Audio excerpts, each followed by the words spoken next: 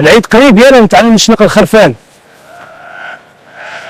هذا والله متسالوني حلوف طلع عليا ب 180 الف ريال، باغي فيه 1.5 مليون. باعوا لي عسيله فاش كان باقي كيرضع، دابا راه طالع ثني دابا.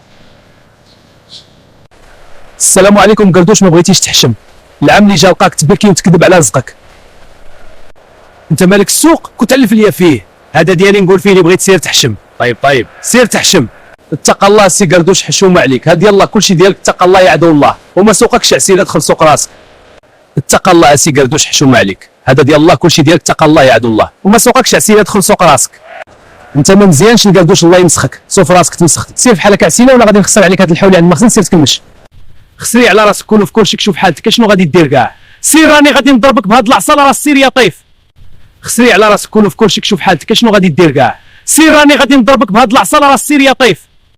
فلوسك ياكلهم المخزن يا شناق، شناق وبزاف عليك، سير في حالك. فلوسك ياكلهم المخزن يا شناق، شناق وبزاف عليك، سير في حالك.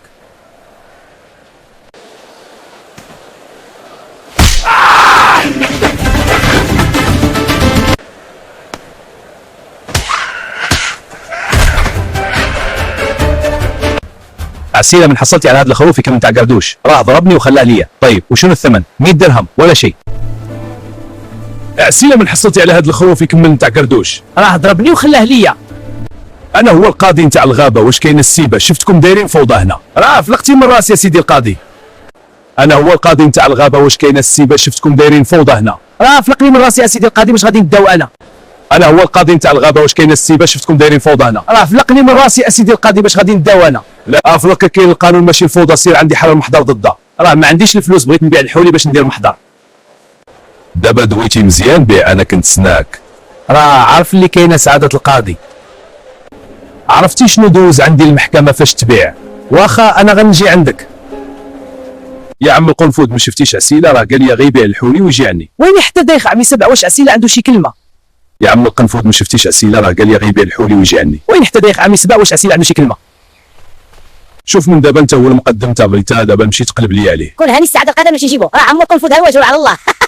هذا اخر نهار ليك عسيله، عمك لا مقدم جا كيقلب عليك. مرحبا بعبد القنفذ، انا مسخر العمي السبع كنقلب على عسيله. هذا اخر نهار ليك عسيله، عمك لا مقدم جا كيقلب عليك.